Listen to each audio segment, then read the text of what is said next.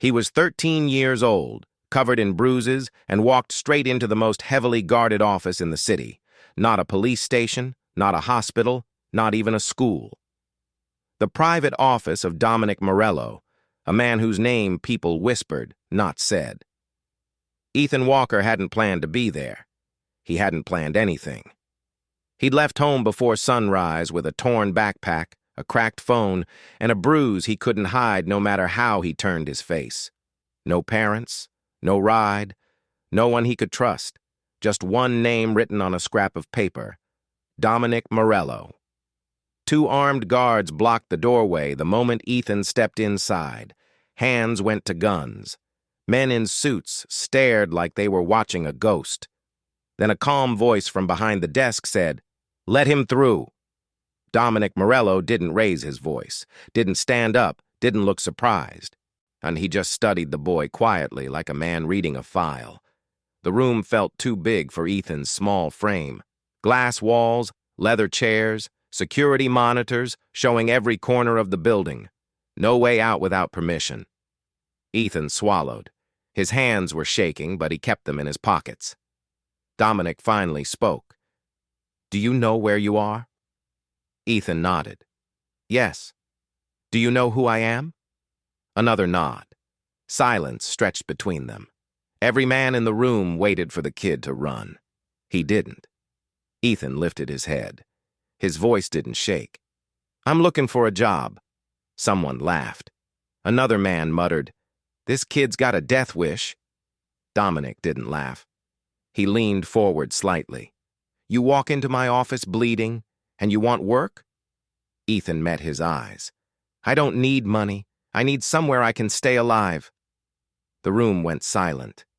Dominic stared at the bruises on Ethan's face, the split lip, the old scar on his wrist. Then he said, "Sit down, kid.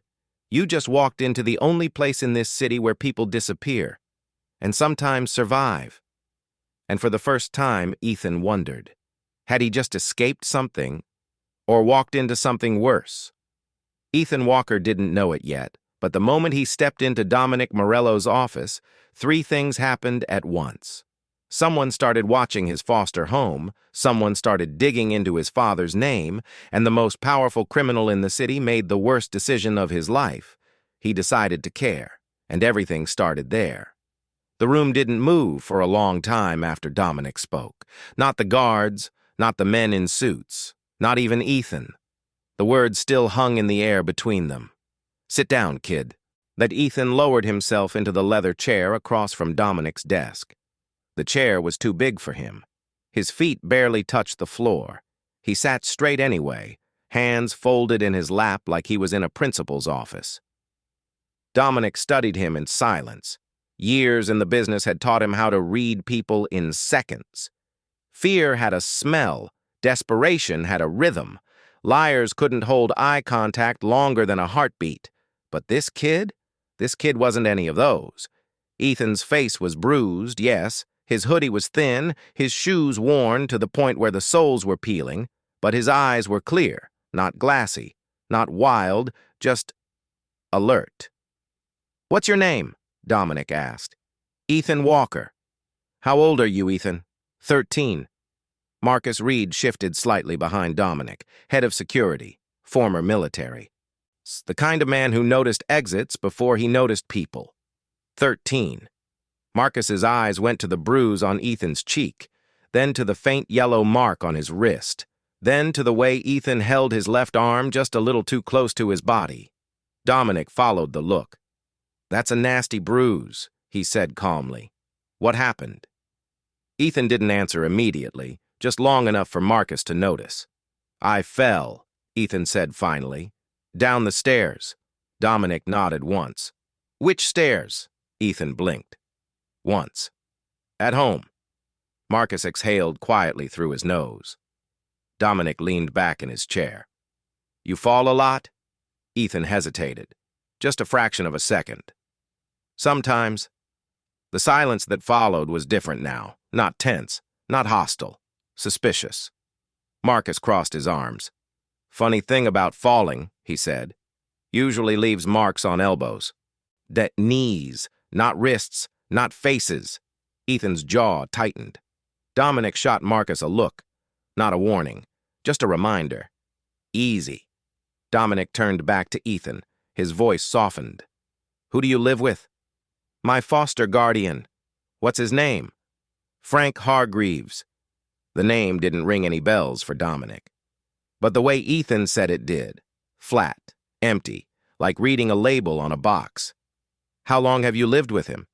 3 years. Marcus's eyebrows rose. That's a long time for Foster.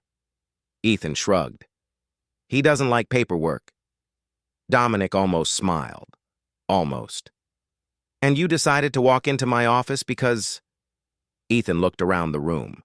The glass walls, the security cameras, the men who looked like they'd never lost a fight in their lives. Then back at Dominic.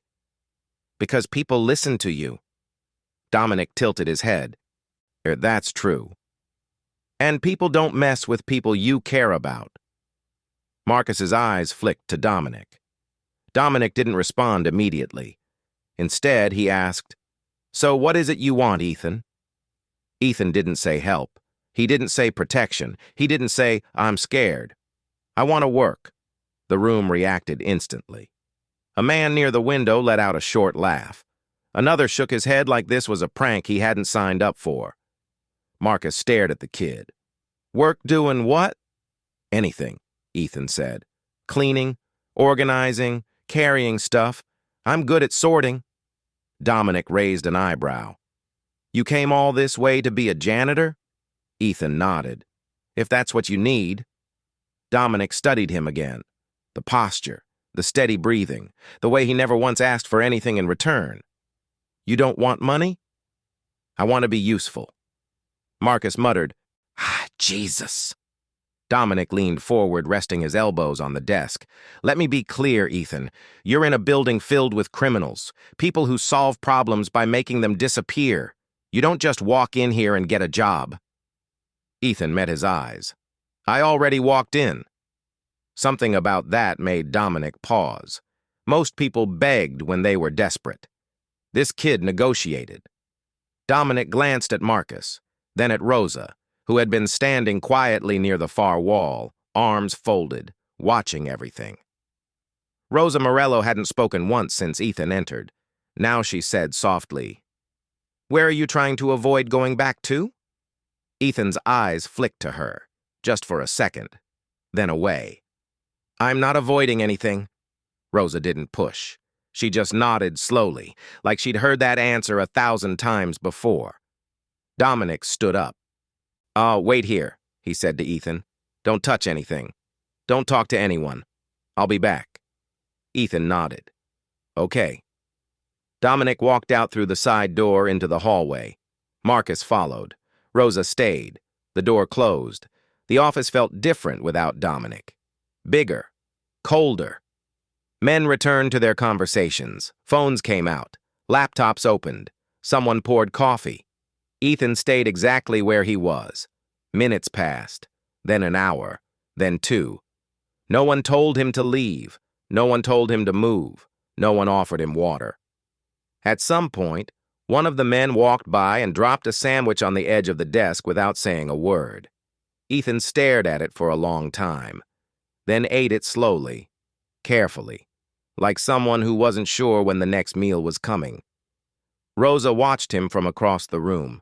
She had seen abused kids before, in courtrooms, in hospitals, in shelters.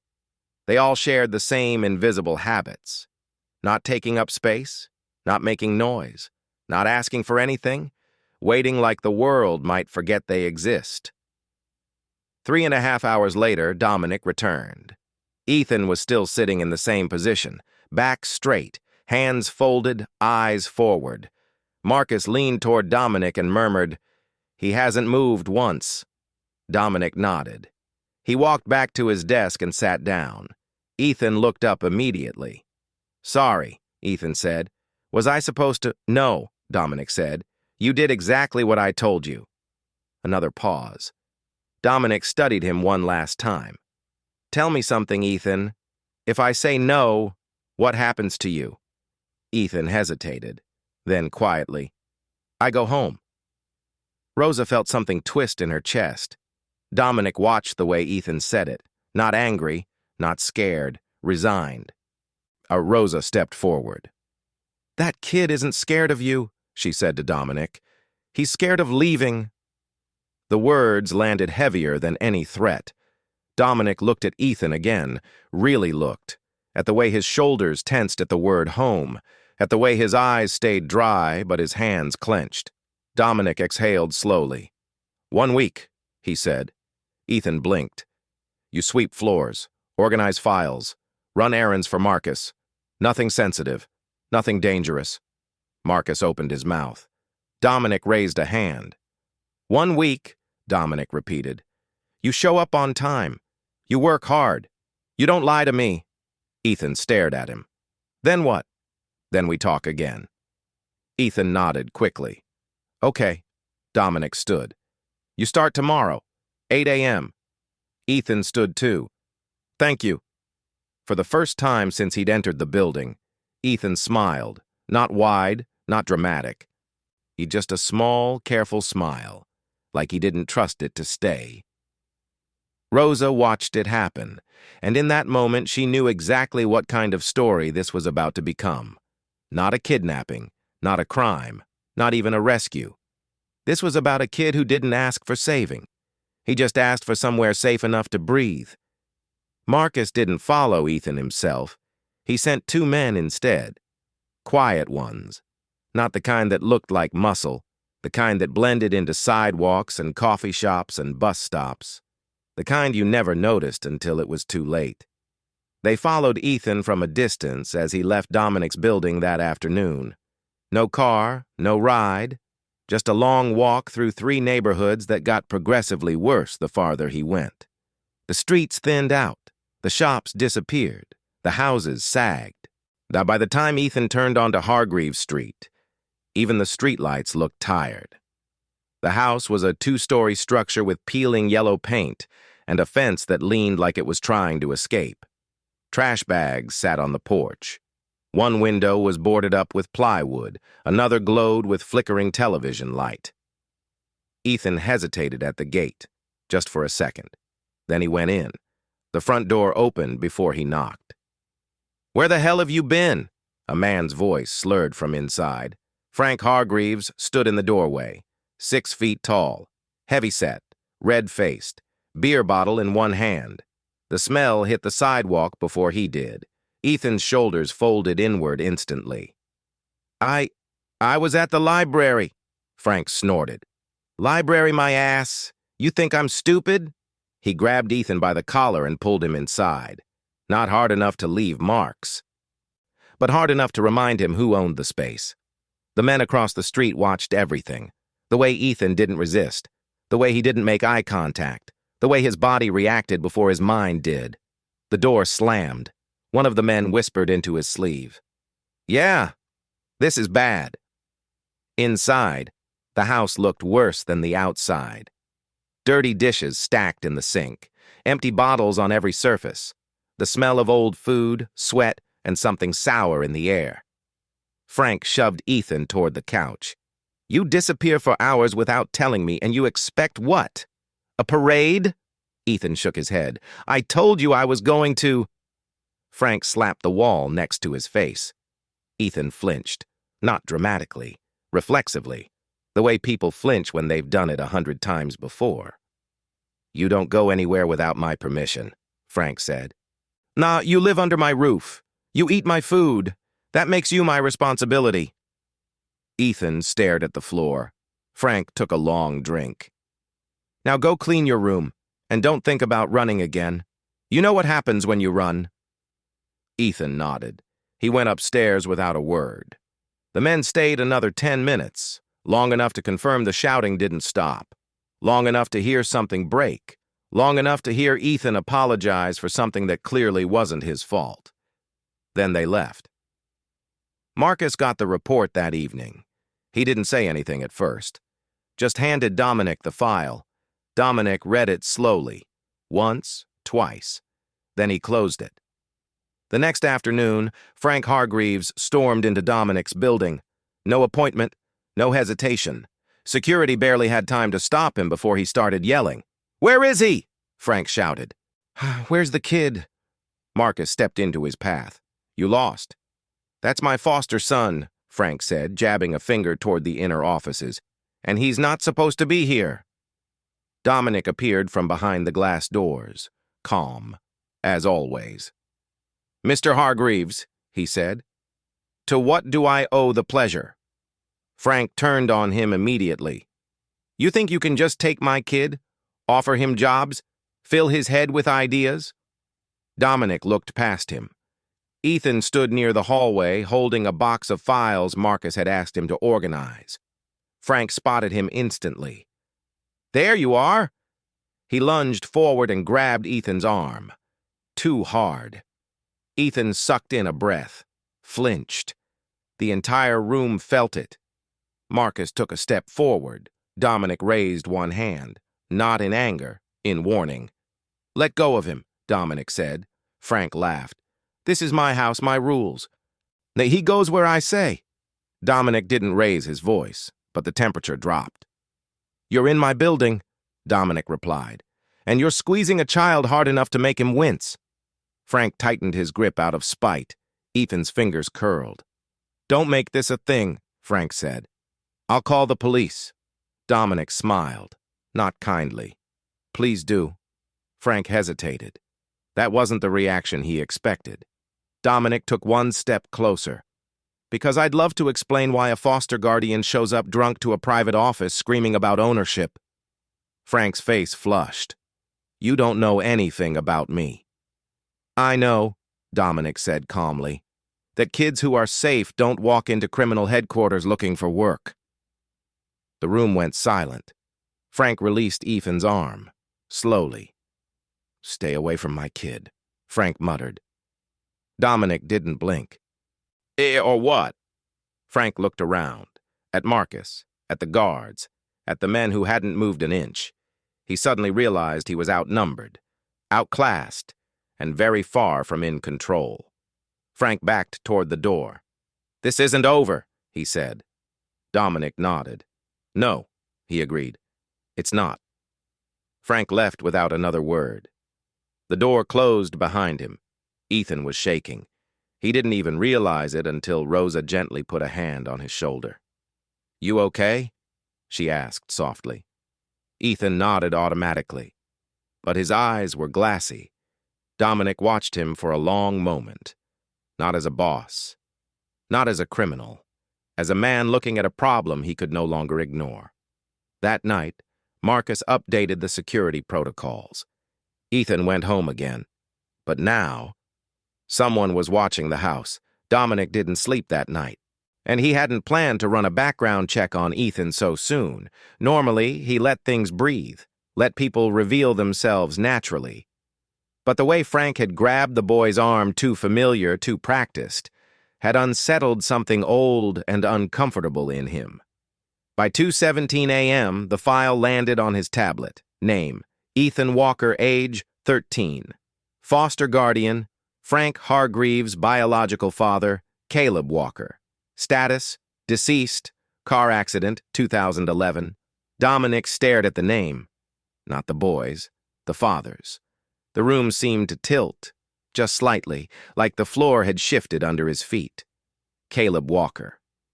Dominic hadn't heard that name spoken out loud in over a decade. He read it again. Slowly. Then he stood up so abruptly his chair scraped against the floor. Rosa, who had been in the adjoining office reviewing case files, looked up. "What?" she asked. Dominic didn't answer. He walked to the window instead, staring down at the city lights like they might rearrange themselves into something that made sense. Rosa followed him. "You look like you just saw a ghost." Dominic handed her the tablet. Rosa read the name. Her expression changed instantly. "Oh," she said quietly. "Oh no." Dominic's voice was flat. "You knew him too?" Rosa swallowed. "Everyone in the inner circle knew Caleb." She looked back at Dominic. "You trained him." Dominic nodded once. Caleb Walker hadn't just been an employee. He'd been a genius, Numbers, logistics, shell corporations, offshore accounts. Caleb had designed the financial architecture that kept Dominic's entire operation invisible for years. He'd known every route, every buffer, every emergency exit built into the system. And then one day, he vanished. Stole something critical, and died in a car accident 2 weeks later. Or so the report said. Dominic had never believed it. He just never expected to see the name again. Rosa lowered the tablet slowly. "You think this kid is his son?" Dominic didn't answer right away. He walked back to his desk and pulled up another file. Caleb Walker's last known assets, sealed accounts, encrypted systems, one missing access key. Dominic's jaw tightened. Caleb hadn't disappeared. He'd gone dark. And now his son had walked straight into Dominic's office asking for work. Of all the cities, of all the buildings, of all the people. Rosa whispered, "You think that's random?" Dominic finally shook his head. "No." The next morning, Dominic asked Marcus to bring Ethan to his office. Alone. Ethan arrived 10 minutes later, but carrying a stack of neatly organized folders like he'd been told. He looked tired, dark circles under his eyes, but he stood straight, like always. "You wanted to see me?" Ethan asked. Dominic gestured to the chair. Ethan sat. Dominic didn't start with threats, didn't start with accusations. He simply said, "Your father's name was Caleb Walker." Ethan froze, not flinched, frozen. "Yes," Ethan said slowly. "Why?" Dominic watched his face carefully. "What do you know about him?" Ethan hesitated. "He was an accountant. He died in a car crash when I was 5. Dominic leaned back. "That's what you were told." Ethan frowned. "What do you mean?" Dominic chose his words carefully. "Your father didn't die in a car crash." The sentence landed like a physical blow. Ethan's breath hitched. His hands tightened around the edges of the chair. What?" Dominic continued. "Caleb Walker worked for me. He was my financial strategist, the man who built the system that kept my entire operation alive." Ethan shook his head. "That's not possible." Dominic didn't raise his voice. "Your father was the smartest man I ever met, and the most dangerous." Ethan stood up abruptly. "You're lying." Rosa stepped in gently. "Ethan, we're not trying to scare you." Dominic's eyes never left the boy. "Caleb stole something from me, something only he had access to.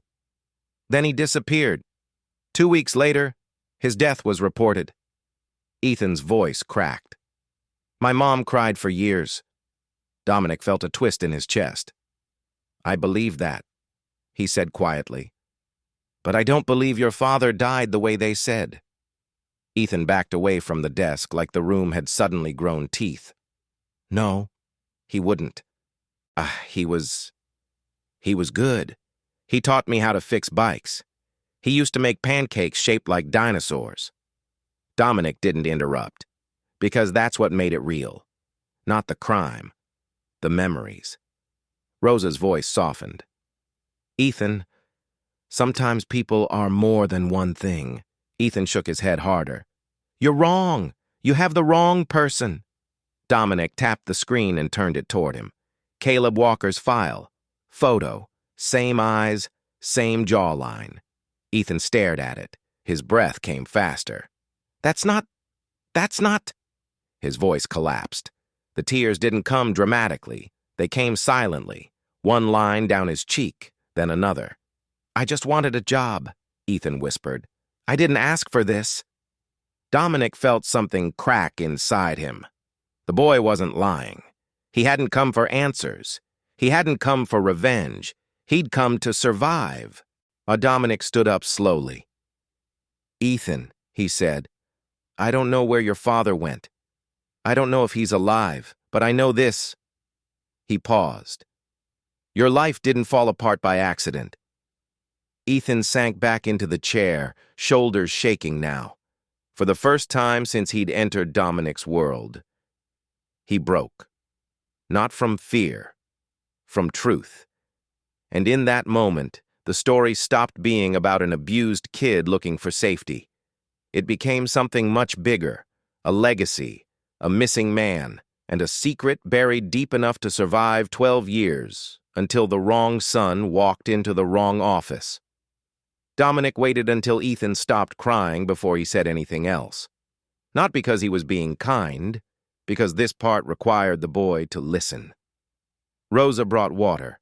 Ethan drank it with shaking hands, eyes red, a face turned slightly away like he was ashamed of breaking in front of them. Dominic didn't rush him. When Ethan finally looked up again, Dominic spoke. "There's something you need to understand, Ethan, and it's the reason none of this is random." Ethan wiped his face with his sleeve. "You said my dad stole something." Dominic nodded. "Yes." "What?" Dominic paused. Then he said, "Not money?" Ethan frowned. "Then what?" Dominic turned his monitor toward them. The screen filled with diagrams, layers of encryption, biometric markers, neural mapping. Rosa recognized it instantly. "Oh, God," she whispered. "He actually built it." Ethan stared at the screen, confused. "Built what?" Dominic leaned forward. "A biometric encryption system. The most secure financial lock ever created. It doesn't use passwords, or keys, or devices." Ethan swallowed. Then how does it work?" Dominic met his eyes. "It uses a human body." The words landed softly, but they echoed. Ethan shook his head. "That doesn't make sense." "Your father was obsessed with one thing," Dominic said.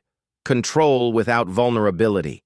He believed any system could be hacked unless the key was alive." Rosa added quietly, "So he encoded it into DNA." Ethan's chest tightened. "Into whose?" Dominic didn't answer. He didn't need to. Ethan's face went pale. "No," Dominic said it gently. "When you were 5, you had surgery. Do you remember?" Ethan's brow furrowed. "I had my appendix removed." "That's what they told you," Rosa said. Dominic continued, "Your father embedded the encryption signature into your biometric profile. Heart rhythm, neural patterns, genetic markers." Ethan whispered, "You're saying I'm—" "The lock," Dominic said. Silence swallowed the room. Ethan stood up slowly, like his legs no longer trusted the floor. "So people want me because I opened something?" "Yes," Dominic said. "Everything." "All of what?" Dominic hesitated, then said the truth. "Every hidden account, every offshore fund, every criminal pipeline your father helped build, tens of billions." Ethan laughed once, a short, broken sound. "That's insane," Rosa said. "It's worse." Dominic looked at Ethan. "Because the only other people who know about this system are trying to find you." Ethan's breath caught. "Who?" Dominic's jaw tightened. "The Valenti Group." Even Rosa went still at the name. "They're bigger than you?" Ethan asked. Dominic didn't like admitting this. "Yes." He stood up and walked to the window. "They've been hunting for your father for years. When he disappeared, they assumed he died. But 3 months ago, they intercepted encrypted movement in one of the old channels." Rosa finished the sentence. "Meaning the key came back online." Ethan stared at them. "You mean me?" Dominic nodded. "That's why I took you. Not because I wanted to control you, but because if the Valenti Group gets to you first—" He didn't finish. He didn't have to. Ethan whispered, "They'd kill me." Dominic said quietly, "They'd keep you alive. Long enough to use you." The words settled deep and heavy. Ethan backed away until his shoulders hit the wall. "So now I'm stuck between criminals and criminals." "Yes." "And the police?" Dominic turned. "That's the other problem." At that exact moment, across town, Detective Lisa Moreno was staring at a photograph on her desk. A grainy CCTV still from a city camera. A boy leaving a high-rise building registered to Dominic Morello. Moreno had spent 10 years chasing ghosts in organized crime, money trails that vanished, witnesses who disappeared, names that never stuck. But this was new. A missing child, connected to a man who made evidence evaporate. She tapped the screen. "Find me everything on Ethan Walker," she told her assistant. "And I mean everything." Back in Dominic's office, Marcus entered quietly. "We've got movement," he said. Valenti scouts spotted near Hargreaves Street. Ethan's stomach dropped. "They know where I live." Dominic nodded. "They know everything your father knew." Rosa looked at Ethan, her voice soft but urgent. "Ethan, listen to me. You are not valuable because of money. You are valuable because your body opens a system no one else can touch." Ethan whispered, "I didn't ask for any of this."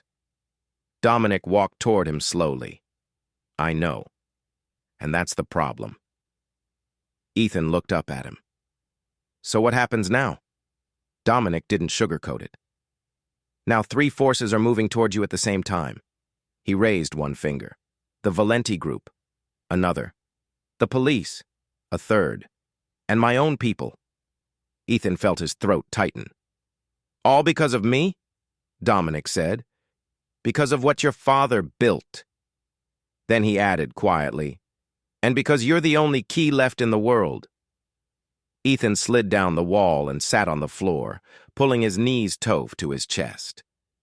Outside the building, unseen and unnoticed, 2 cars passed each other at the intersection.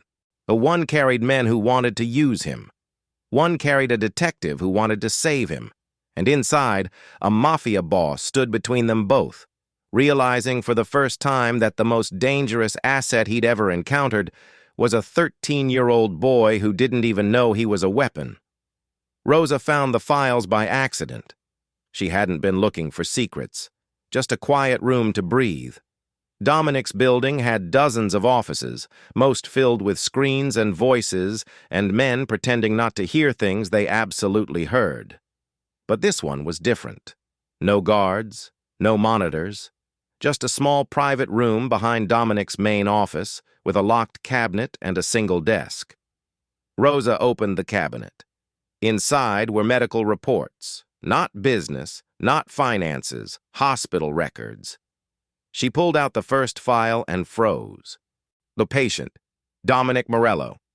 Diagnosis, advanced cardiomyopathy. Prognosis, 4 to 7 months.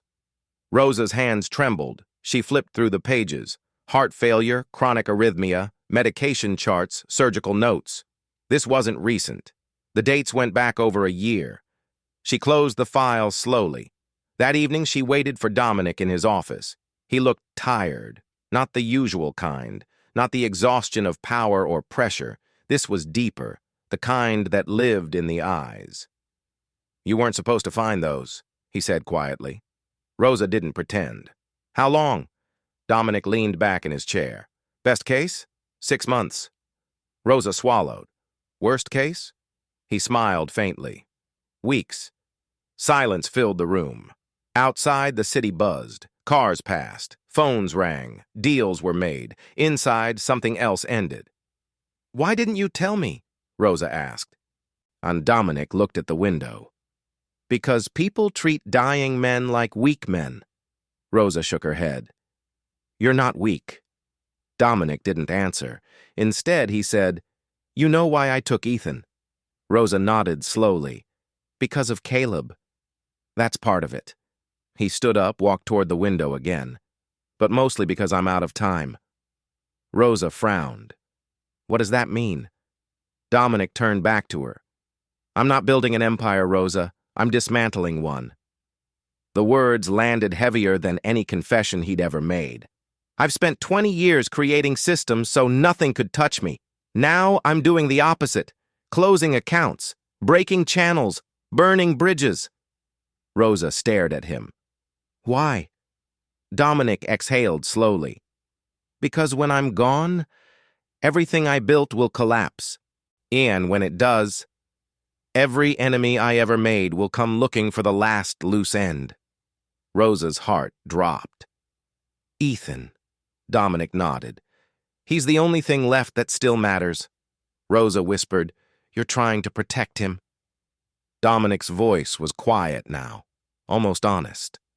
I don't care what happens to my reputation, my money, my name. I care that when I die, that kid doesn't. Rosa felt tears press behind her eyes. She had spent her life defending Dominic in courtrooms and meetings, telling herself he was complicated, not cruel. But this wasn't strategy. This was fear. That night, Rosa went to find Ethan. He was sitting alone in the side office, organizing stacks of old files by date like Marcus had shown him. He looked up when she entered. Did I do something wrong? Rosa smiled sadly. No. You did everything right. She sat beside him. Ethan, can I ask you something personal? He nodded. Do you think people can change? Ethan considered this. My foster dad says people are what they are. Rosa winced. But my real dad, Ethan added softly, used to say people are what they choose. Rosa swallowed hard. That's a good answer. Ethan looked at her. Why are you asking? Rosa hesitated, then told him the truth. Dominic is very sick. Ethan froze. What? His heart. He doesn't have much time left. Ethan stared at the floor. The idea didn't make sense to him. Men like Dominic didn't die. They didn't fade. They were permanent, like buildings, like mountains.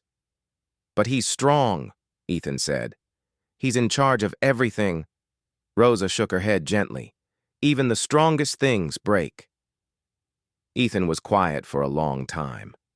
And then he asked, Is that why he's helping me? Rosa nodded. Yes. Ethan whispered, So I'm his last problem. Rosa smiled sadly. His last chance. Later that night, Dominic stood outside Ethan's room. He hadn't knocked. He hadn't planned to say anything, but he spoke anyway.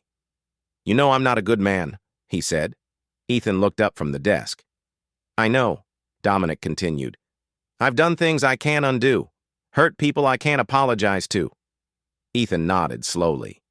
So is my dad. Dominic felt something tighten in his chest.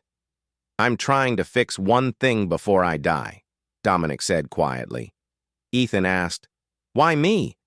Dominic answered honestly. Because you're the only thing I can still save. And for the first time, Ethan didn't see a Mafia boss standing in front of him. He saw a man with a broken heart, trying to leave the world slightly better than he found it, before it left him behind. It started with the power going out. Not completely, just enough. The lights in Dominic's building flickered once, twice, then dimmed to emergency red. The security monitors stuttered, froze, then went black. Marcus felt it before he saw it. Lock it down, he said into his comm. Now. Too late. The first explosion hit the east wing. Glass shattered inward like rain. Alarms screamed. Men shouted. Somewhere below, steel doors slammed shut on delayed commands. Ethan was in the side office with Rosa, sorting files he no longer understood, but still felt responsible for. When the blast hit, the floor jolted beneath his feet and the lights dropped to red. Rosa grabbed his arm. Stay with me. They ran.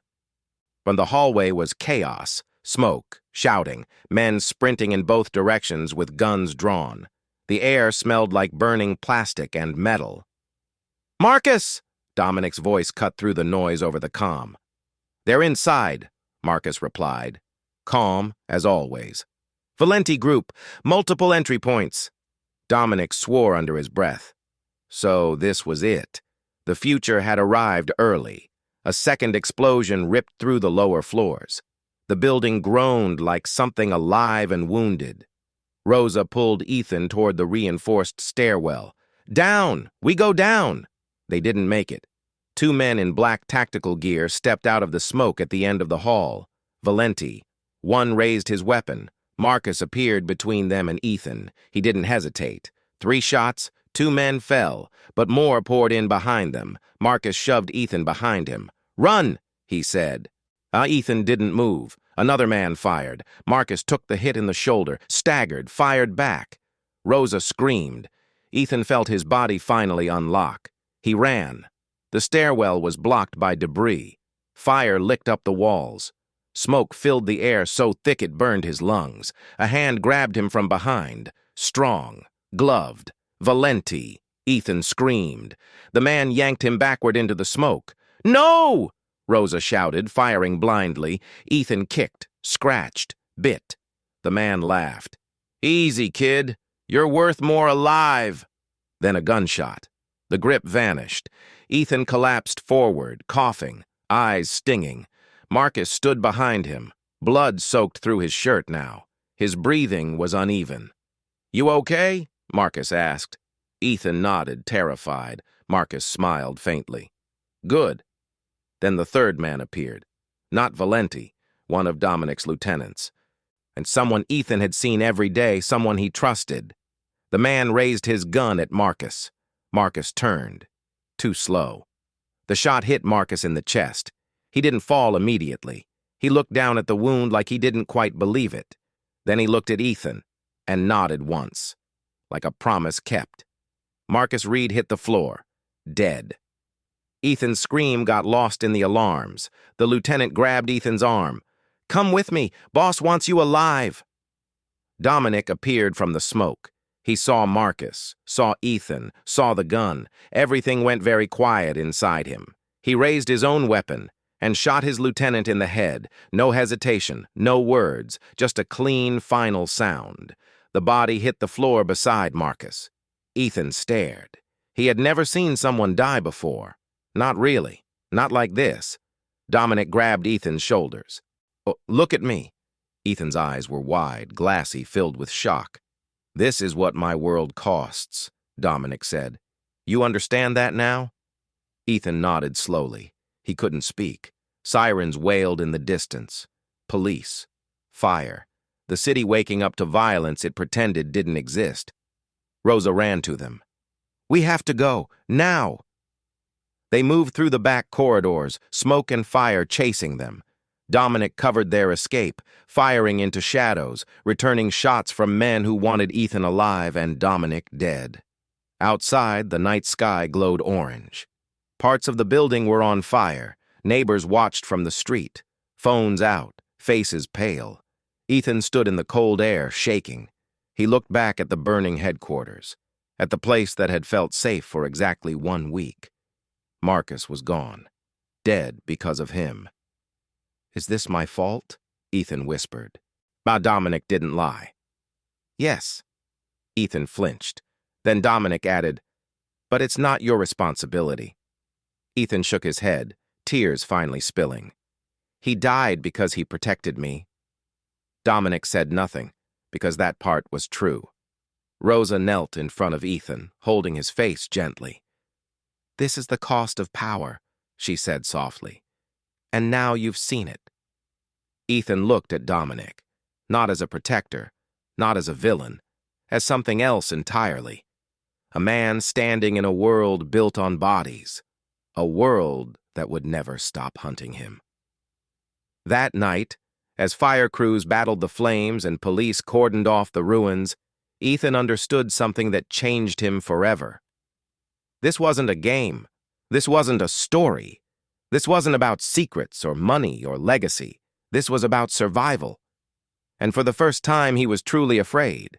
Not of Frank. Not of the Valenti group.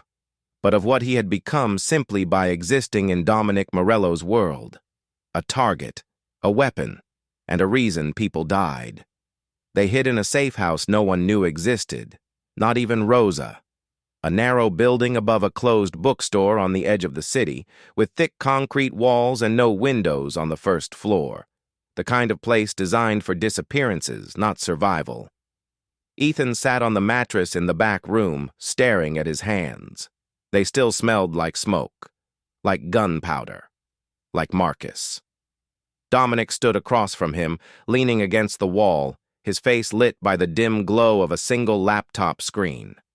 Outside, sirens faded into distance. The city moved on, as cities always did, Inside, everything had ended. Dominic broke the silence. I can still fix this. Ethan looked up slowly. Fix what? Dominic turned the laptop toward him. Lines of code, encrypted systems, live data streams. This, Dominic said. Your father's system. It's still intact, still waiting for you. Ethan frowned. Waiting for me to what? Dominic's voice was steady. Unlock it. Ethan's chest tightened. And then? Dominic didn't hesitate. Then you get everything. Ethan blinked. All of it, Dominic continued.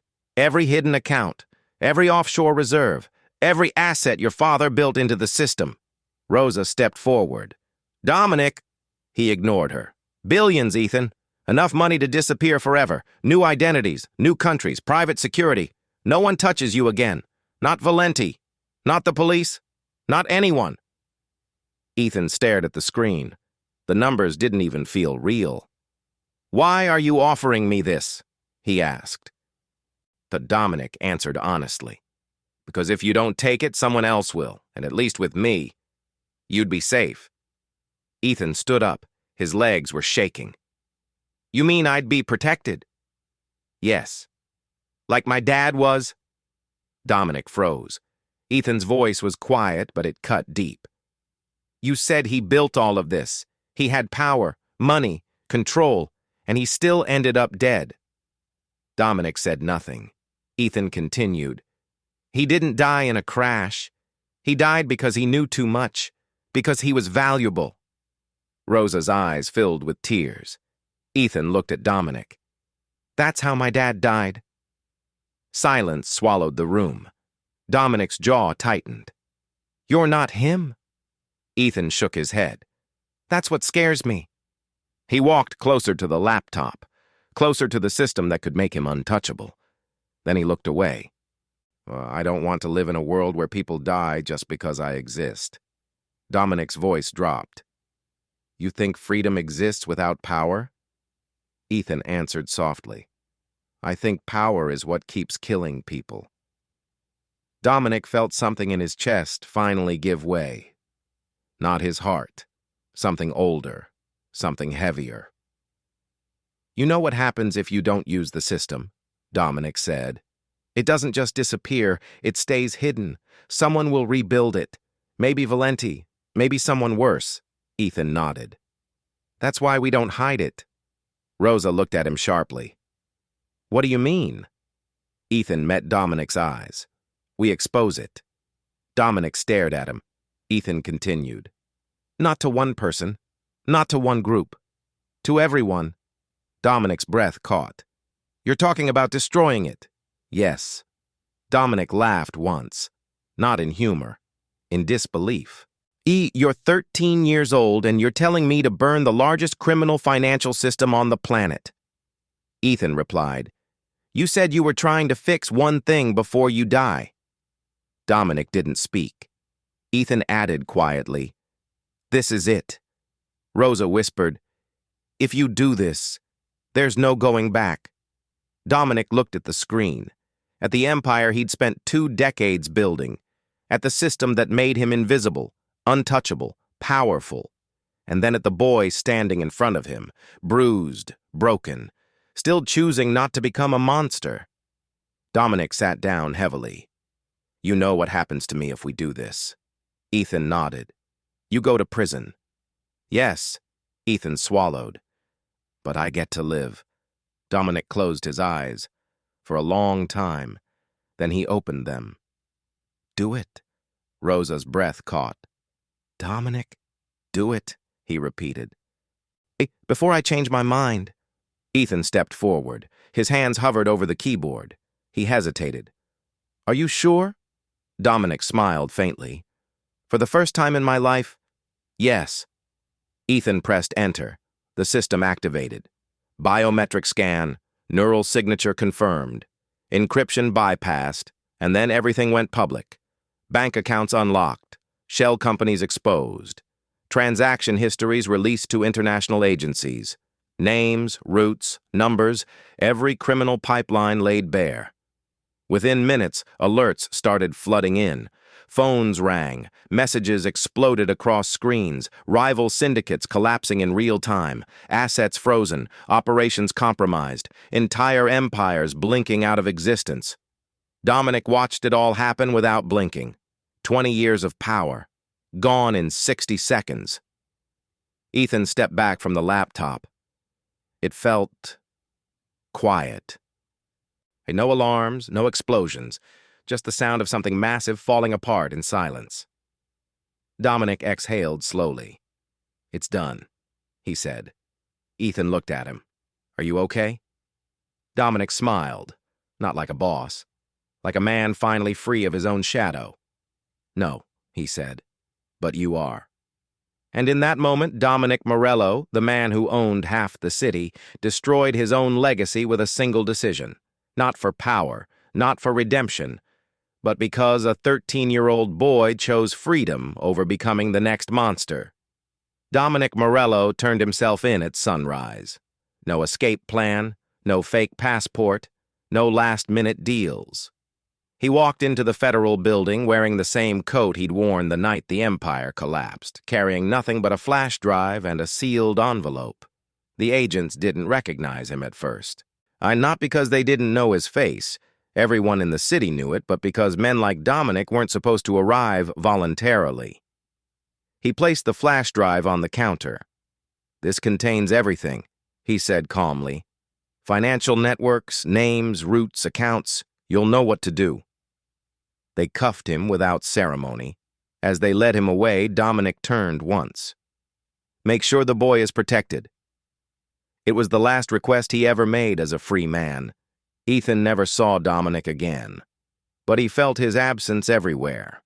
In the silence of the safe house. In the empty chair where Marcus used to sit. In the city news feeds that exploded for weeks with headlines. Global criminal network exposed, Valenti group dismantled, Mafia, kingpin surrenders. Detective Lisa Moreno closed her case 3 days later. She sat in her office long after the paperwork was done, staring at the final report.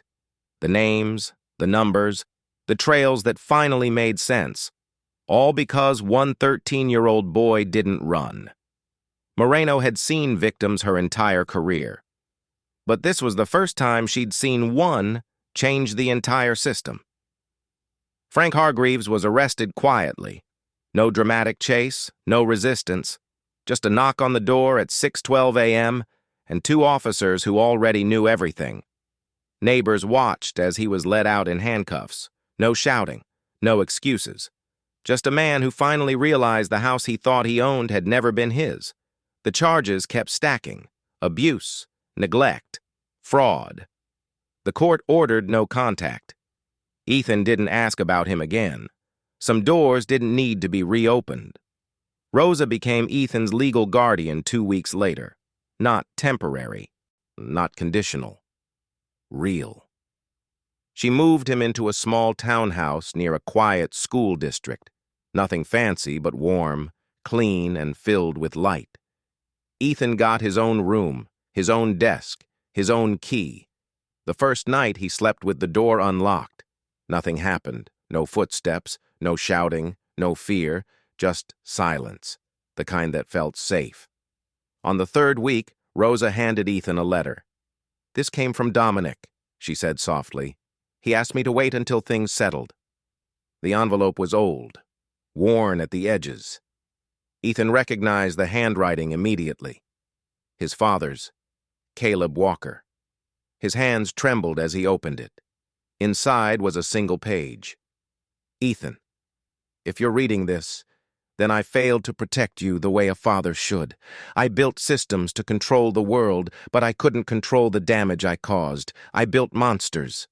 You end them by not becoming one. Don't chase power. Don't try to fix what I broke. Just live clean. That's how you win. I'm sorry I didn't get to teach you that myself." Dad Ethan read it 3 times. Then he folded it carefully and placed it in the drawer beside his bed. Not to hide it, to keep it. The city moved on. Crime rates shifted. Names disappeared from headlines. Power reorganized itself the way it always did. But one thing didn't return. The system. The one built to hide everything. It was gone. Not transferred, not rebuilt. Gone. And no one ever managed to recreate it. On a quiet Monday morning, Rosa drove Ethan to his new school. He wore a clean hoodie, new shoes, backpack without holes. He stood at the front gate watching other kids laugh, shove, complain about homework. Normal. Rosa leaned out the window.